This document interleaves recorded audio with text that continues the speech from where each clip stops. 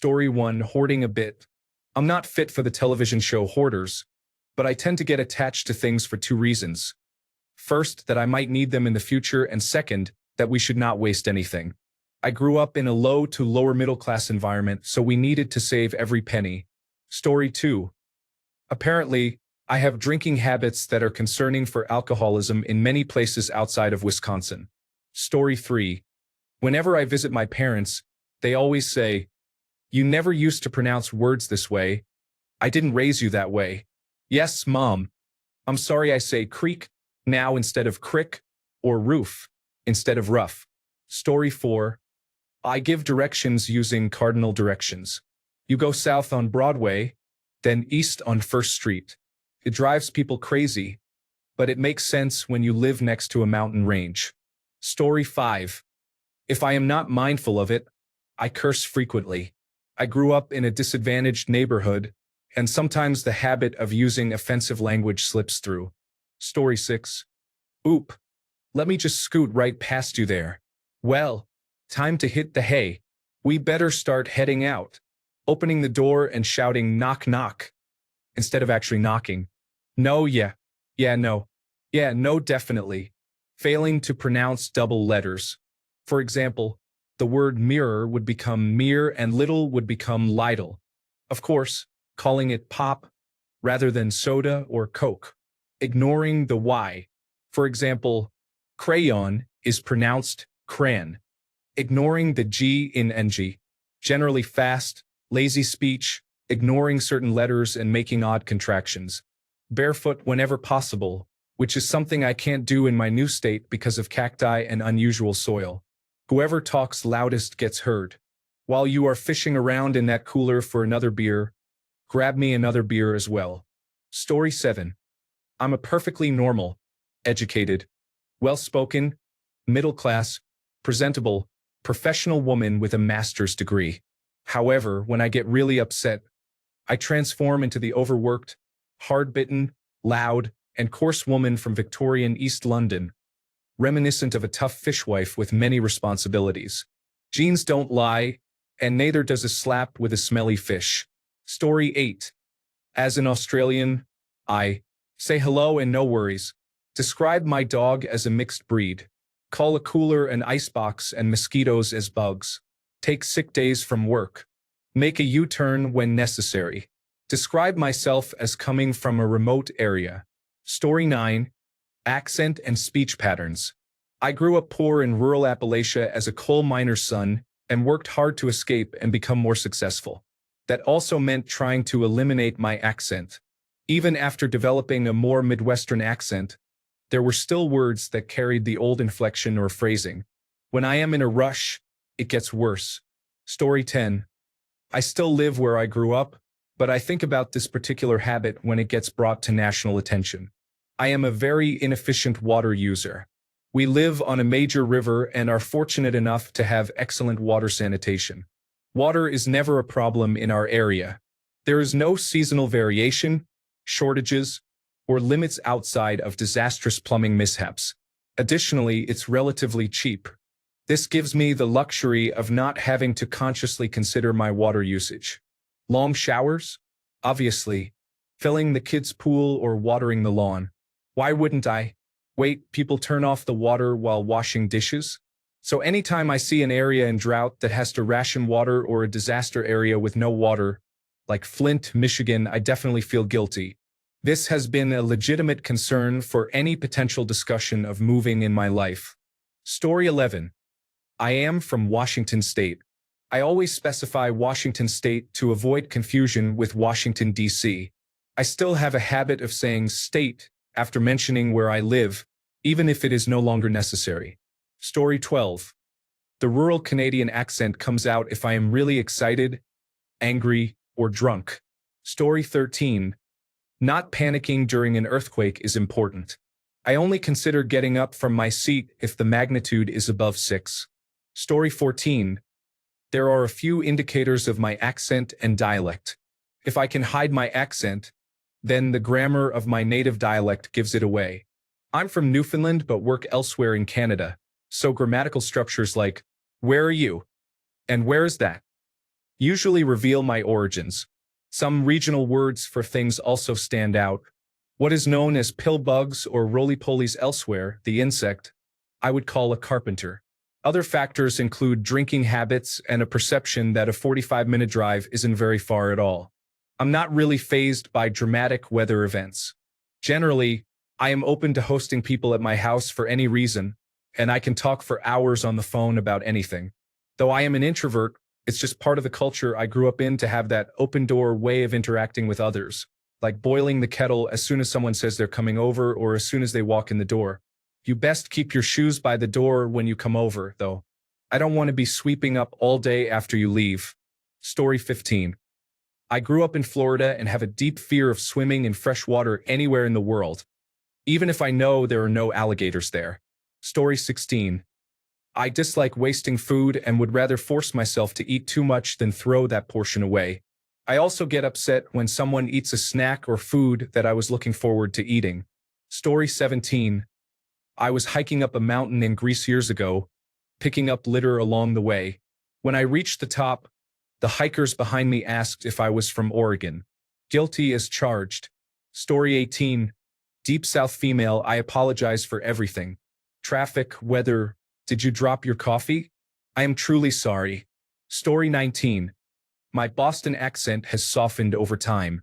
However, I will always pronounce the word drawer as draw. I was embarrassingly old when I discovered it wasn't actually spelled draw. Story 20. Accent comes out when I'm really tired, drunk, or under extreme stress. The first thing I do when I move somewhere is fill up the pantry with dry goods, then the freezer, and lastly the fridge. I keep grocery bags in one grocery bag under my sink. I have a significant issue with throwing out consumable items and planned obsolescence. So I usually choose something more expensive that lasts longer. If it's a single-use item and I haven't used 4 out of the 5 in the pack, I'll try to give it to someone else. I'm not like many people I grew up around who hoarded and organized everything. I trust the sheriff's department. City police often feel like an enemy of the people. I can definitely spot other people from my section based on their slang or how they respond to minor accidents or misunderstandings. Story 21. I am hesitant to make friends at work. I grew up in a company town and witnessed a lot of corporate backstabbing. I do not gossip at work and keep my private life separate. Story 22. I never feel at home anywhere because I am always aware that it can be taken away in an instant.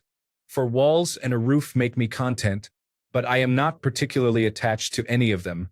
I also do not care what they look like. Story 23. My little New York accent still remains part of my identity, even though I live abroad. It is not thick or particularly noticeable most of the time. Living among non-English speakers definitely softens it, but it becomes strongest when I am a little tipsy, excited, or upset. I love when other English speakers point it out. It is such a distinct feature of where I grew up and will always consider home. Story 24. I know exactly how many times to clap my hands and yell, deep in the heart of Texas, whenever anyone sings, "The stars at night are big and bright." Story 25. Anyone can tell I'm Asian from looking at my house and yard. The big giveaways are the clothesline outside, despite having a clothes dryer, and the cabinet inside my house filled with plastic bags. Also, I keep about 80 pounds of rice in storage at any given time. Story 26. I am from the San Francisco Bay Area. Our microclimates are no joke, and I am physically unable to leave my house without a sweater or jacket, no matter the weather. I can't imagine that it won't get cold later, and I will want a coat to wear. Story 27. I always say the 405 or the 10 when describing highways. Almost everyone in Southern California does that. Story 28. My grandparents grew up very poor in the countryside.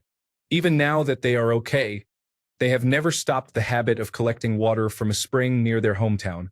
My mother grew up with this as normal, and so did I, making weekly visits to my grandparents and filling the car with water bottles from the spring. It wasn't until I started living by myself that I realized how strange it felt to actually buy water. Story 29. When I was in Los Angeles, people asked me if I was Canadian every day because of my accent. I am from New Hampshire. Story 30. I grew up in Santa Cruz, California. I believe it is perfectly fine to drive without shoes if you are anywhere near a beach. Story 31. I don't laugh. I cackle like friend fine, and the older I get, the witchier it becomes, just like my mom and grandma. It's an unstoppable destiny. Story 32. Heat and humidity do not bother me at all. I rarely even think about it until someone brings it up, usually to complain. There are still some phrases in my vocabulary that I will hold on to for life, such as snowbird and no-see-ums. Story 33. I didn't realize this was a growing up in Phoenix experience until a perceptive Reddit user mentioned it, but I always run outside when it rains. If I can't, I go to a window. This kept me busy until I got used to it while I lived in Seattle for a time. Story 34. I'm from Southern California and now live on the East Coast. I refer to every freeway with the article, the before it. So for example, I say the 95 instead of I-95 or just 95. This is apparently a dead giveaway that I'm not from here. Story 35. I have no understanding of units of measurement, such as miles or kilometers. Everything is expressed in terms of time. Story 36. I have to add salsa or something spicy to almost any meal. My mother used to joke that I must be sick if I wasn't adding anything spicy to my cornflakes. Mexican food is the best. Story 37. I have developed an end-of-times preparation basement with a stock of food, a deep freezer, and a great selection of beverages. My family were not preppers. They were Midwestern farmers raised in poverty during the post-Depression era. My mother always maintained a well-stocked pantry. Even in her later years, she kept more food than she ever needed or could use. I find comfort in having that stock of food and household goods on hand. Story 38. Attachments to things that don't matter. I often feel emotional over a tree that has fallen or become upset if a shirt gets a stain. Tangible items provided stability, and I knew what to expect from them when I was younger because I grew up in an emotionally charged and unstable environment. All I had were my belongings. Story 39. As soon as I speak, people know I am from the South. Not far south, but apparently my accent is thick. Once in Chicago, I asked for a Dr. Pepper at Dunkin' Donuts and I spoke clearly. They couldn't tell what I was saying. Story 40. An irresistible need to feed my guests large amounts of food, considering casserole-sized pans instead of plates. Story 41. I grew up in southern Mississippi but met and fell in love with someone from the north. We moved in together near his home, and the number of people at my new job who point out my southern accent is genuinely frustrating. Story 42. Coffee. Water. Talk. If you are driving in front of me, I don't care if what you are about to do is illegal or unwise, as long as you can actually pull it off. However, if you are hesitant about it, please move aside. Story 43. I am a Phoenix native and I complain about any humidity. My body is not accustomed to moist air. Story 44. Anxiety and the phone number of the local pizza place will be burned in my brain until I die. I haven't lived in my hometown for over 30 years. Story 45. When I moved from my hometown to Boston, I asked someone if I should take Interstate 93 to Interstate 495, and they made me watch a Saturday Night Live sketch. Story 46. To be honest, when I listen to people talk about the wonderful homemade meals their mothers used to make them growing up, I don't complain at all. However, due to circumstances, my household relied on canned and boxed food or frozen dinners. To this day, some of the household staples I grab from the frozen aisle are my comfort food. Story 47. My husband points this out, but I always refer to freeways with the, for example, take the 75 north. He says it's a clear indication that I'm from California. I think it's strange to say freeways without it. Story 48. Referring to freeways and highways with the in front of the number has been called out before. Story 49. I cannot stop myself from saying "ope," and if I ask you if you want a soda, I will then follow up by asking you what kind. Story 50. My brother and I both dislike fans or any indoor mechanical source of airflow except for air conditioners. I realized a few years ago that this aversion comes from our dad's love for fans. as he always has at least one aimed at himself. The abundance of fans during our childhood led us to detest them. My brother and I share an apartment, and I don't think either of us has ever turned on any of the fans in it. Story 51. I grew up in Brooklyn when it was still Brooklyn.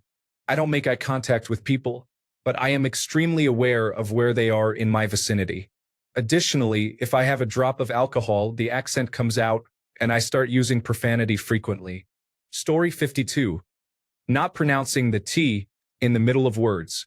Water is pronounced as vave. Bottle is pronounced as boal. My partner thinks I sound like an angry sheep shouting ba when I say butter. Story 53. I haven't seen South Louisiana commented on yet, so here goes. The accent is the most obvious characteristic. I tend to enunciate more in my professional life as I work with many multilingual people, but I find myself slipping back into my comfort zone with friends and family. It comes out a little like Southern Pine Woods and a little like the New Orleans yet dialect. Mardi Gras is pronounced Mardi Gras. North Shore is pronounced North Shore. Shore is pronounced shore. My great-grandma pronounced oil as Earl, and my mama pronounced mayonnaise as mayonnaise. Then there's phrasing, mostly New Orleans phrasing with a bit of Cajun mixed in. Make groceries means to buy groceries. Put it in the locker means to put it in the closet. Mais la translates to well then. You want that dressed? Means, do you want that with lettuce, tomato, mayonnaise, and pickle? And it's a soft drink, as opposed to a hard drink, or a cold drink, anything iced or from the fridge, which was not as common when my mom was growing up. And of course, there's the food. I'm quite particular when I leave the region because even the highest-rated restaurants don't seem to know how to properly spice their dishes. You always need more spice, heat, salt, tanginess, and sauce. Why does everyone else seem to eat such bland food? Why eat at all? Story 54. I grew up in the rural countryside. Every spring, I am reminded how nice it is that I do not have pollen allergies or asthma. Story 55. My mother, a retired teacher, at 68 years old, still says bag when she means bag. Guess where? Story 56. Like many others, I worked on my accent to fit in and not sound like where I'm from.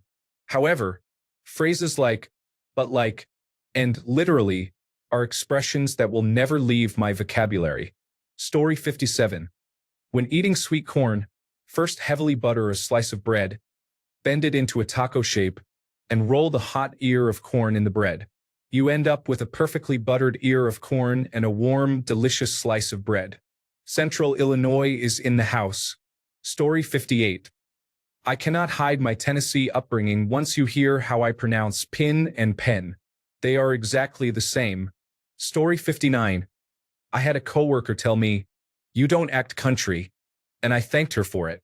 I worked hard to lose country attitudes, words, and mannerisms, though I still slip occasionally. That being said, I retain the knowledge. I can grow just about anything, predict rain, and change tires, among other things. Story 60. The Midwest Goodbye. For some reason, I suddenly have so much to talk about once I reach the door to leave. Story 61. When I lived in Texas in the 1980s, distance could be measured in beers. How many beers from here to Houston? Story 62. I am always vigilant and aware of potential threats. I look for exits as soon as I enter a building and always sit facing the entrance of a room. Story 63. Having anxiety about being first in line to get something before it runs out or having to finish your plate in case there isn't enough later is challenging. Poverty can be difficult. Story 64. My New York and New England accent. I haven't been back for over 40 years, and every now and then it comes out. I have lived all over the country, including Texas, California, Illinois, and Colorado, and I haven't completely lost it. Story 65. I walk quickly and avoid individuals with severe mental health issues. I am accustomed to constant background noise. I also cannot understand why the rest of my country does not have an effective public transportation system. Can you guess where I am from? Story 66. Scrapbooks, photo albums, and journals from my youth, as well as my personal journal and blog, remind me of the past. When I look back, I think, wow, this guy is annoying. I mistakenly read thing instead of trait. My apologies. Story 67. I grew up in a fairly wealthy suburb, but the city vernacular still reached us. Saying I be or I been in reference to doing something was common. Story 68. Referring to freeways or highways, depending on your location. In California, it is common to say the 101 or the 205. In Colorado, it is I-25 or I-70. I often get called out for saying the 25. Story 69. Grew up in a hospital, so I guess my complete lack of fear of procedures is understandable. Do you want a student who has never placed an intravenous line to take my blood? Sounds great. Nursing friend, do you want to practice placing a feeding tube? That's fine. If I've slept through a procedure, I don't mind being awake for it. This does not include anesthesia. On the flip side, my extreme anxiety when meeting a new specialist or being taken by ambulance is likely a result of that environment. Story 70. I make small talk with people in line with me. Apparently, if I am not in the Midwest, that makes me a serial killer. In the Midwest, it makes me normal. Story 71. My Cajun surname may suggest a connection, but I don't look, sound, or act particularly Cajun. However, anyone with even a passing knowledge of southern Louisiana will recognize my background and origin. Story 72. The specific way I say the word mayonnaise comes from a unique New Orleans accent. I pronounce it mayonnaise whenever I am not thinking about my speech patterns. My accent is otherwise completely indistinguishable. I've had people say I'm from various places around the country rather than where I am actually from. Story 73. I must eat rice and beans occasionally. Otherwise, I feel I haven't eaten properly in ages. Barbecuing is not necessarily an outdoor activity. I will eat a sandwich for lunch, albeit reluctantly. Story 74. I am very untrusting of strangers. No one goes out of their way to do something nice for you unless there is an ulterior motive. Story 75. In my household, we constantly apologize for things. Could be so simple and benign, but we always go all out with our apologies. As an immigrant family, we often find ourselves in this pattern. Story 76. Apparently, my spouse and I are not fake nice, and we curse a lot. We are East Coast transplants living in the Midwest. Story 77. I live in Western Washington, and when the sky is clear, I say, oh, the mountains are out. Story 78. The way I react when someone raises their voice or criticizes me is like a switch that instantly flips, and I'm ready to fight. I still struggle with this, but I've improved a lot compared to how I used to be. Story 79. I grew up in a big city and now live in a suburban neighborhood. I get nervous whenever I go to the gym, open a locker, and find someone's wallet, keys, and wedding ring sitting right there. It feels like a joke when the next 5 I open are the same way. Story 80. This habit of over-explaining things developed because everyone around me was detail-oriented while I was growing up. I tend to elaborate on topics, believing it's helpful, but it often comes across as excessive information. I also pick up small details from my surroundings without even realizing it. Story 81. I use Southern U.S. slang without a Southern accent. I always keep water, sunscreen, towels, and emergency sandals in the car. If the temperature is below 80 degrees Fahrenheit, we wear hoodies. During part of the year, it rains almost every day by 4 o'clock, and most of the time they are sun showers. Additionally, my family has a yearly tradition of visiting cold manatees at a power plant. Story 82. This isn't unique to my homeland and can be learned by anyone, but I grew up in an area where dirt track racing was a primary weekend activity, and the garage and workshops were places to be in the evenings. I feel a deep sympathy and connection with machines, and I still feel a sense of joy when a project finally works or when I fix a broken machine. I always think of the smell of clay and gasoline when I talk to my grandparents. Story 83. My husband and I moved back several years ago to the town where we both finished high school in 1987. My mom moved nearby a few years later to be closer to me and my brother. The town and county have experienced significant growth in population and development since we all lived here. I used to roll my eyes when my grandparents gave navigational directions based on where something used to be. Now I understand. Right after we moved back, my husband called on his way home from work to ask if we needed anything. Yeah, could you stop by the dollar store and grab something? Where's that? The old Western Auto. Just a couple of weeks ago, my mom wanted to donate some professional clothes to a new initiative aimed at helping people get back into the workforce. I told her that the closet was at the local community center. Where's that? The old elementary school campus. I can't remember where that was. Kitty corner across from the grocery store. Oh yeah. So to get to my mom's house, you need to turn where the windmill used to be at the top of the hill. Story 84. I don't like going to the beach, despite growing up in a coastal area. It took around 10 to 15 minutes to reach the beach from where I lived as a child, perhaps longer depending on how busy the roads were. My family visited the beach a few times every summer during my childhood. However, once I entered high school, I started to enjoy the beach less and less. I dislike the tacky feeling that the salty air leaves on my skin and the sand that gets stuck on my feet. It is ironic that I was born and raised in a coastal area, enjoyed trips to the beach as a child, and then grew to dislike going to the beach as an adult. Thanks a bunch for sticking around till the end of the video. Remember to subscribe, and until next time, stay awesome and goodbye.